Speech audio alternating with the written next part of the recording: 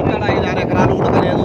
మొత్తం ఈ చెరువులంతా యాక్టివ్ చేసుకుని ఈ విధంగా దీన్ని ఫ్లాట్ల కింద చేసుకొని అమ్ముకునేదానికి ఈ విధంగా చేస్తున్నారు. కాబట్టి ఇటువంటి వాళ్ళని ఇది చేయకూడదు. ప్రభుత్వము ఉద్యోగస్తులు దీన్ని నిర్ణయం తీసుకోవాలా. ఇక్కడ రైతులు కూడా గ్రామ పంచాయతీ బోర్లు ఉన్నాయి. రైతులు కూడా దగ్గర 200 మంది 300 మంది రైతులు ఉన్నారు.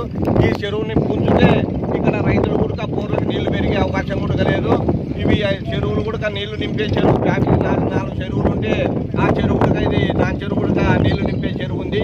కాబట్టి ఇది చాలా దారుణమైన పని చేస్తున్నారు. ఇక్కడ ఎక్కడో అనంతపురము ఇలా హైదరాబాద్ ఏదో ఆ చైర్మన్ కూడా చైర్మన్ అని చెప్పుకొని ఈ విధంగా ఇట్లా చెరువులు పూర్చి చాలా అవినీతికి పాల్పడుతున్నారు, అన్యాయానికి పాల్పడుతున్నారు.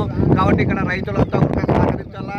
ఇక్కడ ఎంఆర్ఓ గారు కూడా ప్రభుత్వ ఉద్యోగస్తులు కానీ ఇక్కడ సిఐ గారు ఎస్ఐ గారు కూడా దీని మీద యాక్షన్ తీసుకొని దీన్ని ఖచ్చితంగా నిలబెట్టి ఇది మట్టి అంతా కూడా తీసేసి చెరువుని ఎడలుపు చేయాల్సినదిగా ప్రతి ఉద్యోగస్తులని కూడా కోరుకుంటున్నాము. ప్రతి రాజకీయ నాయకుడు కూడా ఈ చెరువు విషయంలో ఎవరే కానీ వాళ్ళకి సపోర్ట్ చేయకుండా ప్రతి ఒక్కరు కూడా సహకరించాలని ఈరోజు గ్రామంలో అంతా కూడా వచ్చినాము ఇక్కడ.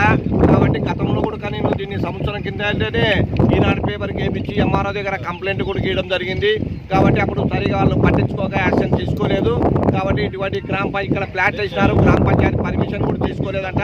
గ్రామ పంచాయతీ పర్మిషన్ తీసుకునేటప్పుడు ఇక్కడ బడికి కానీ గుడికి కానీ పార్కింగ్ కానీ వాళ్ళు ప్లేస్ చూపియాలా.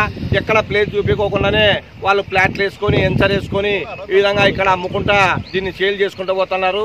రేపొద్దున ఇక్కడ బడి కట్టాలనే కూడా ఎక్కడన్నా ప్లేస్ చూపిస్తేనే కదా గ్రామ పంచాయతీ పర్మిషన్ కూడా లేకుండా చేస్తున్నారు. కాబట్టి ఈ మట్టి అంతా ఎత్తేసి చెరువుకి 20 ఎకరాల 80 సెంట్లు ఉంది. ఈ చెరువుకి చూపించాల్సినదిగా ఎంఆర్ఓ గారిని కానీ ఆర్డీఓ గారిని కానీ నంద్యాల జిల్లా కలెక్టర్ని కూడా మేము కోరుకునేదంటే ఇటువంటి అవినీతికి పాల్పడకుండా ఇక్కడ కొండలన్నీ అక్కడ ఇటాసులు పెట్టి జేసీబీలు పెట్టి కొండలు తవ్వుతున్నారు. వాళ్ళకి ఎక్కడ లీజుకు తీసుకుంటున్నారో ఎక్కడ మైనింగ్ అది కడుతున్నారు. కాబట్టి చాలా అన్యాయానికి పాల్పడుతున్నారు ఎక్కడింటో వచ్చి. కాబట్టి ఇటువంటి వాళ్ళని కఠినంగా కేసు పెట్టి వాళ్ళ మీద క్రిమినల్ కేసు బుక్ చేయాల్సినదిగా ఇక్కడ సిఐ గారిని కానీ ఎస్ఐ గారిని కానీ ఎంఆర్ఓ గారిని కోరుకుంటున్నాము. ఆ గిప్పర్లు అన్ని కూడా పోలీస్ స్టేషన్లో పెట్టి ఇక్కడ మైనింగ్ వాళ్ళు కూడా ఏం యాక్షన్ తీసుకోవడం లేదు. ఎక్కడ కొండలు దొరుకుతుంటే కూడా వాళ్ళు పట్టించుకోవడం లేదు. ఇవన్నీ ఎంఆర్ ఆఫీస్కి సంబంధము రెవెన్యూ అంతా. కాబట్టి ఎంఆర్ ఆఫీస్ వాళ్ళు కూడా దీని మీద యాక్షన్ తీసుకొని వాళ్ళ మీద ఖచ్చితంగా క్రిమినల్ కేసు బుక్ చేసి వాళ్ళని ఖచ్చితంగా శిక్షించాల్సినదిగా మేము కోరుకొని ఈ ప్రభుత్వ ఉద్యోగస్తులని రాజకీయ నాయకులు అందరినీ కోరుకునేది అంటే ప్రజలకి న్యాయం జరగాల, ప్రజలకు అన్యాయం జరగదు.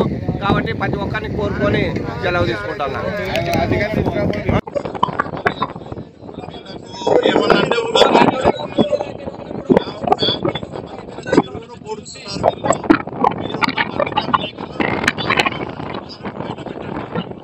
ప్రభుత్వ భూమిలో కూడా మట్టేసి యథేచ్ఛగా వీళ్ళు తోలుతున్నారు ఇష్టానుసారము.